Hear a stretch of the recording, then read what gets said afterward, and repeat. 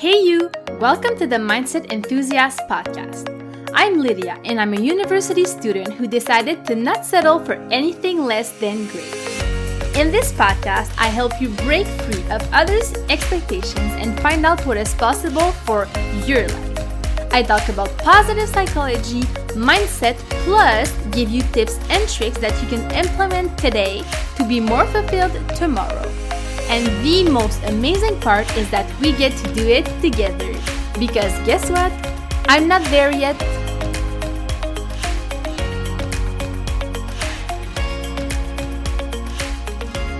Hello. Welcome back to the Mindset Enthusiast podcast. I'm so happy to have you here again, especially because today's episode is going to be a sassy one, okay? Because I'm going to get very real with you.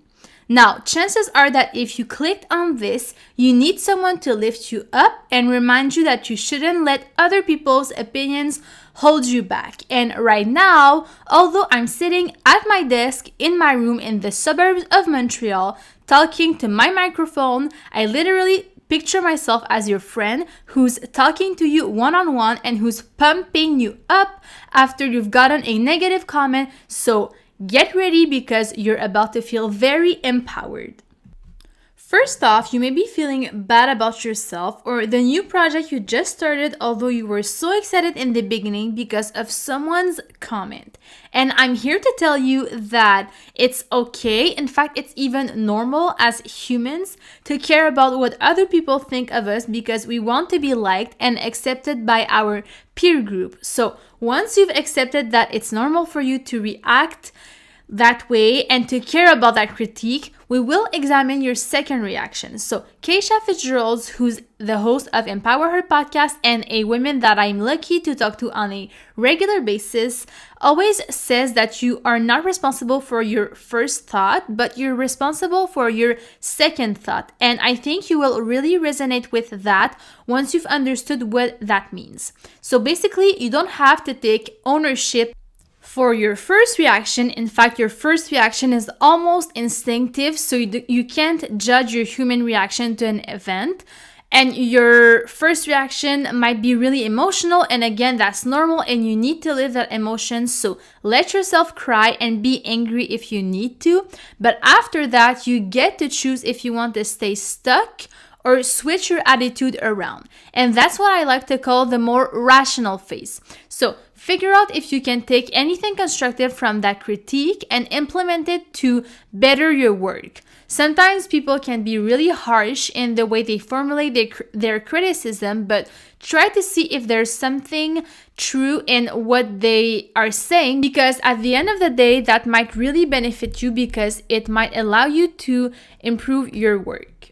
Now, it's also possible that there's nothing good you can take from that comment, and in that case, you just need to let it go, girl or boy. Like, you shouldn't let it get to you to the point where you want to give up, because that person is maybe very unhappy, so she's projecting her emotions onto you. And if she's not unhappy, it's maybe just because you remind her that she's not putting in the efforts to live the life that she wants to live. And the fact that you went for it puts her in a very uncomfortable position because you're evolving, you're up-leveling your life, and she's staying the same. So she's trying to bring you back down with her because she cannot just handle having someone as dedicated as you in her entourage.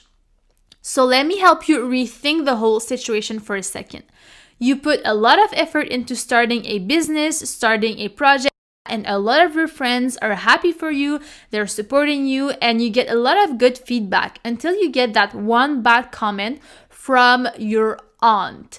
And she's telling you that you shouldn't sell headbands because they're useless and you could make more money and a better use of your time if you got a quote-unquote real job.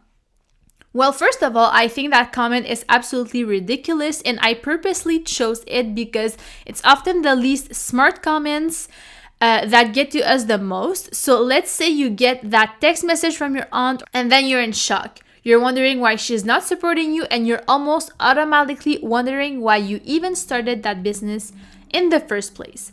And as I said earlier, I want you to figure out if that comment is serving you. So is it constructive criticism or not? So in that case, I would say that it's not really constructive criticism, because although the person is offering a solution, it's not something that will make the business better, since Hannah's aunt is just telling her to completely give up. So once you've figured out if it was a constructive comment, ask yourself if that person is living the life you want to live. And the reason why that's so important to figure out is that maybe Hannah's aunt truly wants what's best for her. Maybe she's not jealous at all.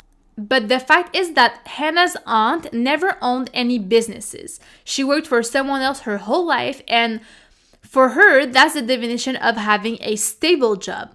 Well, as much as that woman has good intentions, I don't think Hannah should listen to her advice, because her aunt doesn't even know what she's talking about. So why would she listen to her business advice when she never had a business herself and always worked for someone else, right? You always want to be careful of whose advice you're listening to for what specific thing, because if the person you're listening to isn't even living the life you want to live, why would you take their advice on business or whatever it is?